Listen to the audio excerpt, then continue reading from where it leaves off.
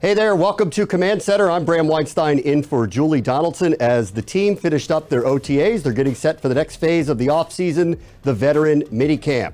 We've got a pair of tight ends joining the show today, and Doc Walker and Logan Paulson will get their takes on the current group of tight ends in Washington. Plus, we go one-on-one with rookie tight end Cole Turner as he takes us through his journey to the NFL. And after 3 weeks of OTA practices, head coach Ron Rivera shares his observations from the field. And we'll stay on that field with former Washington defensive back Shawn Springs to take us through the reps in locking down wide receivers around the league.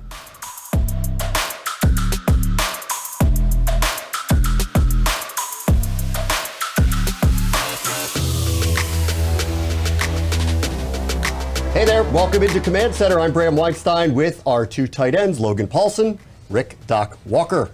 You watch a lot of film these days. You could go play. We got an open competition going right now. I think he could play. I really think he could play. I'd love to see him play. What about you? Yeah. What about you? We haven't lost the fire. No, pregame warm-up. I couldn't get through pregame warm-up. Let's get to the tight end position here in Washington today as the OTAs are wrapping up. What an interesting spot this is. Last year starter Logan Thomas sidelined as he continues to work his way back from an ACL injury. In his place, the team has compiled a unique group of athletes to help carry the load in his absence. Earlier during training camp, head coach Ron Rivera was asked about the skill set needed from the tight end position in today's NFL. A big man with some skill and athleticism that you look for. That's why I think basketball players or quarterbacks have been able to transition to it. It's also a position, though, that calls for a guy to know the game, understand the game, and body position. You know, one of the best body position receivers I've ever been around is Greg Olson, who knew how to keep his body between the defender and the ball. You see that with guys that can rebound, go out and get the ball. That's why I think some basketball players have transitioned very, very well. I was with Antonio Gates in San Diego, and I think he was pretty doggone good at it as well. And if you have some size and some athletic ability, and you are a guy that has ball skills, I think you can transition very well to that position. Here's a look at the tight ends on this roster, some of them with non-traditional paths to the tight end room. Logan Thomas, of course, originally was drafted as a quarterback. Antonio Gandy Golden is making the transition. Cole Turner was a former wide receiver turned tight end. And Sammis Reyes came through the international portal. He was a basketball player. All right, guys. What do you make of the position these days in the modern NFL? Unique athletes are playing it. Yeah, I think it is a unique athlete kind of position, but it's tough. It's tough to find big athletic people, and so you got to kind of cherry pick spots, because if you look at the college game right now, there's nobody using a conventional tight end, and if they are, they're kind of like this blocking kind of Neanderthal knuckle dragger type guys. So you need to go kind of scour the land, big wide receivers, basketball players, and find people that fit your mold of an athletic tight end in the NFL. Yeah, that's why I like Bates a lot, because he's really the best of all worlds. Because you have to, if you're going to win, you got to be able to run the football if you're going to win. And then you also have to, can't dictate what you're going to do based on your alignment. Oh, he's in the game, so they're going to run. So you want to keep a little bit of that. But I like the athleticism in all of these guys. The key is that who can survive training camp in pads. There's a lot of athleticism here, and Logan Thomas proved this. He changed positions, became a very good tight end. But in his absence, I don't think we know what we know about this group. So what do you make of them as they may have to kind of carry the production while Thomas gets healthy? Yeah, I think they're really fortunate actually to have two really young athletic guys. Hodges and Cole Turner have done a really nice job through the OTA process of just catching the football well. They've competed in the run game. Again, like Doc said, we're kind of still in our underwear in terms of no football pads, but they are guys with tremendous athletic upside and a little bit more polished than a guy like Sammis Reyes. So I don't think you feel terrible about maybe having to rely on them in Logan Thomas's absence. Yeah, and they're football players. How competitive are they? It doesn't matter what you've done. The question is, what are you going to do? Right. If Logan isn't ready by week 1, do you think they're going to look at a veteran to try to bridge the gap here? I think Doc brought up a really good point about Bates and how consistent he's been for this offense. He's a guy that you really can count on, in my opinion. He's a guy that can play in line. He can do that kind of nasty split, that 5-yard split, and make you feel okay. I think he proved that last year. But again, I think with the addition of Cole Turner, you have a nice move F kind of receiving option in tight end, a guy who's very competitive, like you said, got a little edge to his game. And so I think you don't feel terrible about not having Logan Thomas for week 1, but always a possibility to go get a veteran. Do you expect 2 tight end sets this year based on the athleticism that when Thomas comes back that they may present? Oh, he'll have the option to it. Coach Turner will have the option to do a lot of things. It all bases on who's healthy. The question is right now, who's hungry? Who wants to go take a job?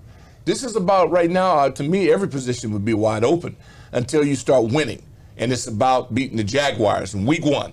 I got to field some guys to get after, so it's an opportunity of a lifetime.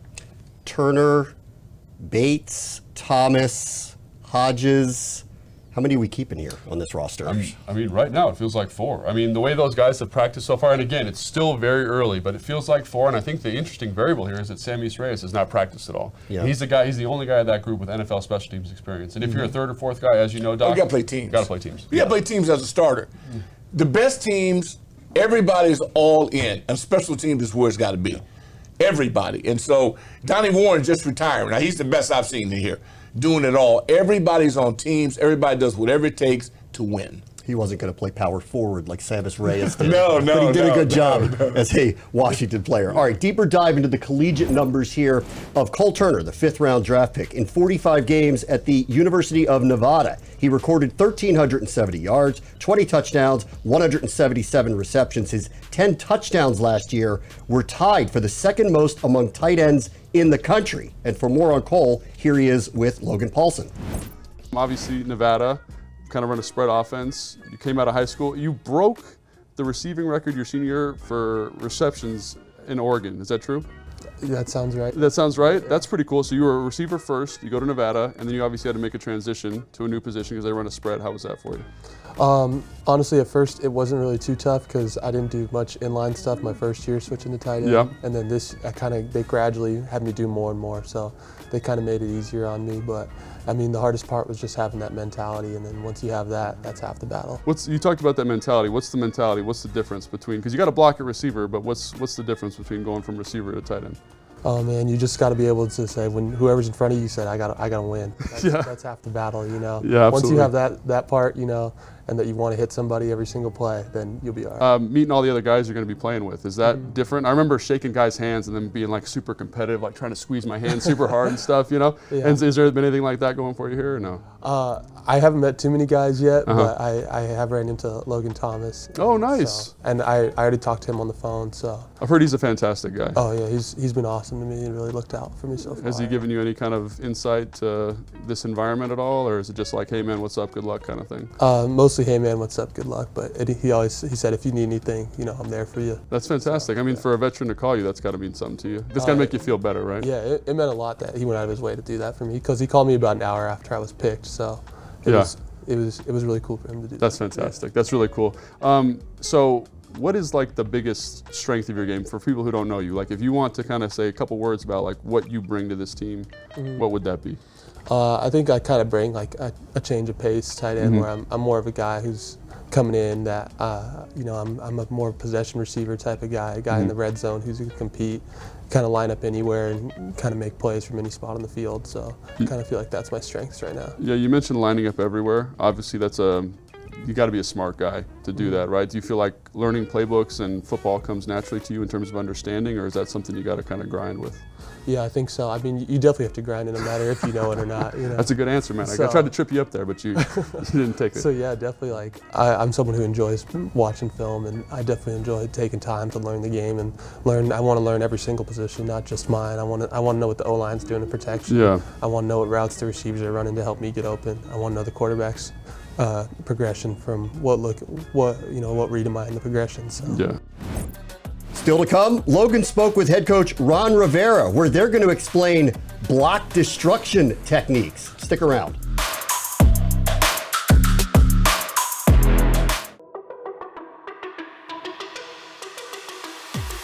I'm making his dog, like I'm in the big leagues. Told him that I gotta go, dog. I'm riding a road, y'all. I think that I'm back in my bag now. So I need that go, y'all. Got hits when he throwing the fastball. Just too quick for it. One of the great developments here starting in the offseason is the developing chemistry between Carson Wentz and the first-round pick Jahan Dotson. It's been obvious on the field in practice. Head coach Ron Rivera has talked a lot about winning, getting back to the playoffs for the second time in 3 years. And to make that happen and to make this chemistry manifest, he knows that protecting Wentz is going to be imperative. After practice, he spoke to Logan Paulson about that. You know, obviously everyone expected Jahan to come in and play really well, but Holmes, Chris Paul, even Cole Turner have all played really well. Like, what does that mean for you to kind of have that depth piece now with those positions? Well, first of all, it's kudos to our scouting department. Right. I think what Martin and Marty and Eric and Tim Gribbles, those guys have done a great job for us. Yeah. And when these guys go out and find these guys later in the draft and they can come in and look like they're going to be able to contribute, that's a big deal. Absolutely. And so a guy you talked about off camera was Jamin. Have you been happy with how he's progressing? Yes. I have. Jamin's a rep guy. The more reps he gets, the better and more comfortable he gets, plays with more confidence, plays faster. So far, things have gone really well. It looks like he's really starting to pick things up, coming together. I think part of it, too, is, we've settled in and we really feel that Cole's got an opportunity to be that Mike linebacker. Yeah. So really, we've got guys settled in positions as opposed to last year when we were trying to see who does what.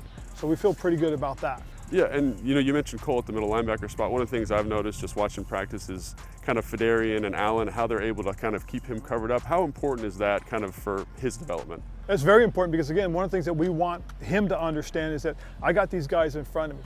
These guys, they're going to absorb the double teams. Yeah. They're not going to allow those teams to just scoop up right and get into his face. So what he's got to understand is I've got to be able to make quick reads, fast reads, and get myself going to where I need to be. And then when I get there, I've got to be able to put my hands in the right, proper position so that I can win with leverage. So you mentioned block destruction techniques, right? That's something that I always am blown away by because this linebacker has to take on a huge guard. Like, what is the technique you're looking for there?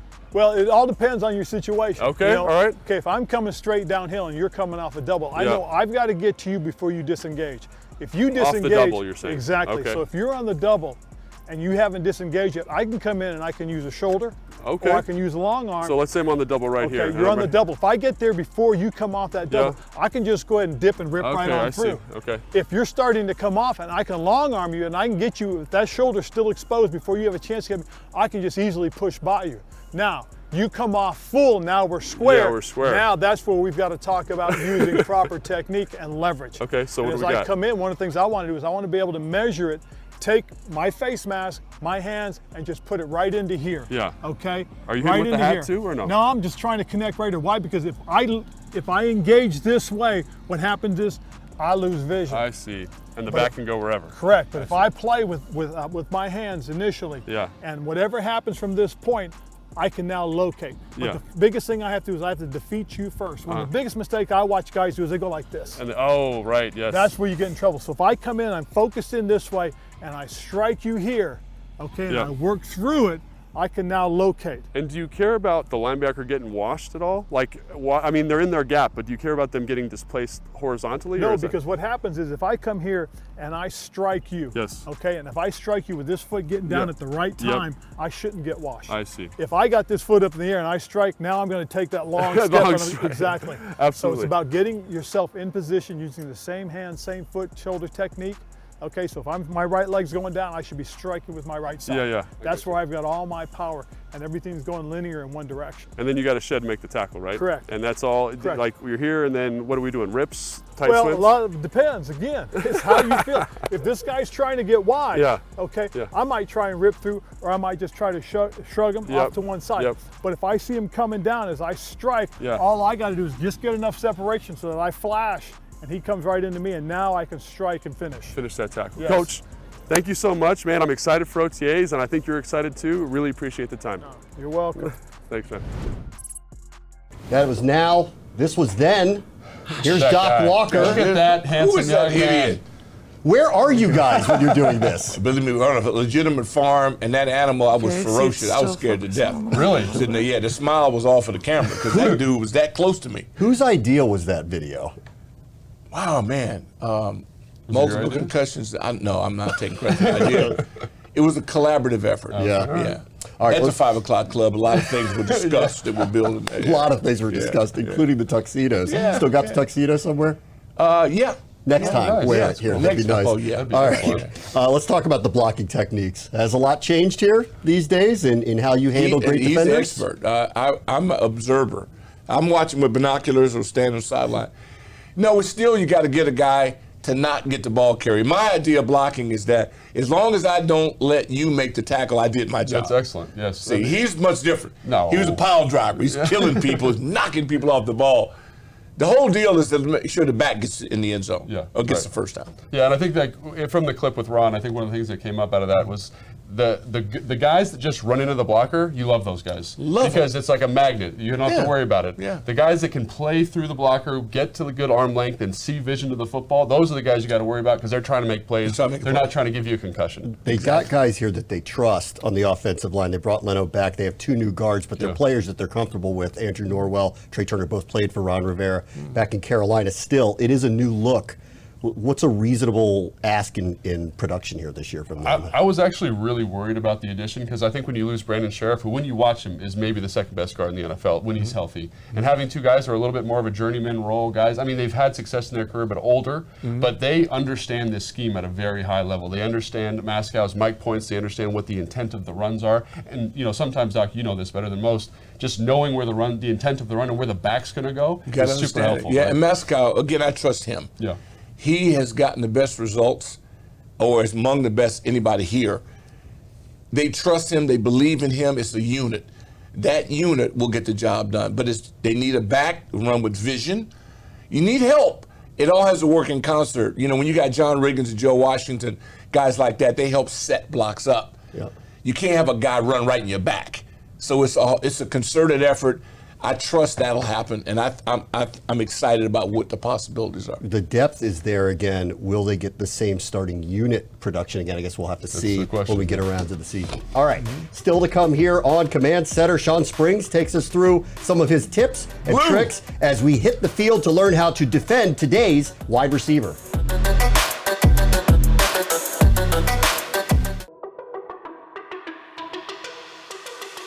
Welcome back to Command Center. Over the past few weeks, Washington's defensive back unit has been preparing for the upcoming season at OTAs, doing their best to challenge Carson Wentz and the Washington wide receiver room. To help get a better understanding of what the guys are working on, let's hit the field with Logan Paulson and former Washington DB Shawn Springs.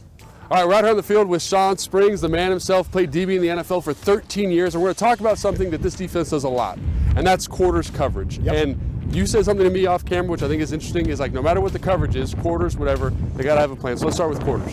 Yeah, in quarters coverage, which is a zone coverage, but a lot of times a corner is isolated one-on-one. So you still have to have a plan how you're going to play the receiver based on who the receiver is, and sometimes, most of the time, it's a lineman because you don't know where your help is because you're in zone coverage. So that's how I think about it. I got to come out. So let's start with a full width split, right? Yep. Imagine that I'm not me, I'm Randy Moss or something like that. Like, what's your approach? I know you got quarters help in the middle of the field here, so what are you thinking about? A lot of times we know you have safety help inside, so you're just like, okay, based on the formation, based on the split, I might actually play him right here. Oh, interesting. A little bit, because it's a little bit different.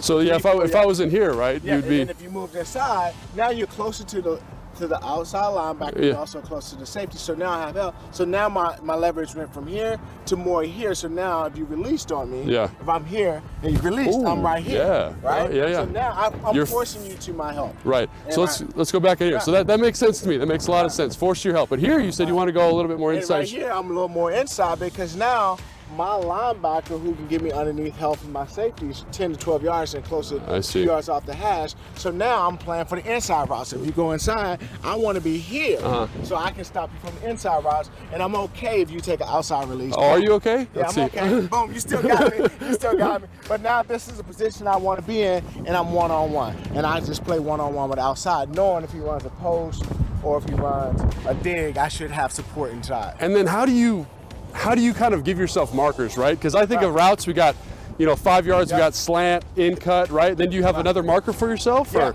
so what do we got? So if the line of scrimmage is at the 40, and if we're off coverage versus press coverage, it's different. So now you're talking about spacing when you're talking about how it times up. So now if I'm off coverage in quarters, and I'm 7 yards off, all right, I'm going to take, now this is my alignment, 7 yards and 2 yards inside. So if you attack, I'm going to take my read steps, and I'm going to see where you're at. You run slant, I break. Excellent. I'm thinking you're a slant hitch or out at 5. Now, you go past the 5 yard marker, I'm staying square in my back pedal. I'm going to begin to open up just in case you break a curl or you break out. Boom. Oh, I got that. I'm sitting on it, right? Yeah, excellent. Then if we were to go, you just turn your hips. Just turn my hips and go. So I think the other thing, a couple takeaways here.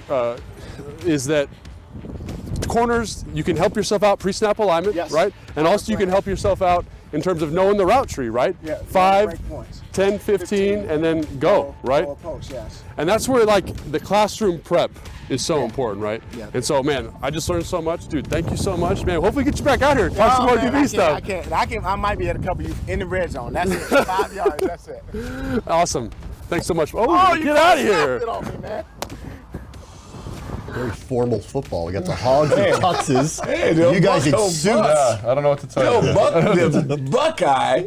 I thought he was a Buffalo nickel guy. Oh, my gosh. No, seriously. Man. Was he a corner or a linebacker? What are you doing to that? No, man? I thought he's a Buffalo. Yeah. So the Buffalo nickel guy. That's right. And how about him playing the role of I had Jahan to go- Dotson Yeah. today? I had to Yes. go after no, but seriously, elite athlete. He had size as a corner. He could run with anybody, and he was smart. And that's what it takes. There's a lot to do that, to play that position. You got a one-on-one matchup you're looking forward to this year that the Commanders have? You know what's interesting is Doc, we were talking about this off camera, but I'm looking forward to like this defensive line playing against a real offensive line. I think in Philadelphia, and I just want to see how they do. A lot of expectations, and I'm really excited to see kind of to get that measuring stick for those guys. Well, my deal is Carson Wentz and him establishing the fact that we can beat you over the top. With this group of wide receivers and his ability to throw the long ball, if protected and we're running, I just think really it's for Coach Turner, it's like potpourri. Yep. Which way you gonna go at it? Because we should be crazy good. Dallas decided CeeDee Lamb's a number one. I want to see that one when Yeah. he gets locked up and what that pressure is like. See which corner here is taking him on in be that fun. Week 4 game. All right, that'll do it for this edition of Command Center for Logan Paulson, Rick Dockwalker, I'm Bram Weinstein. We'll see you next time.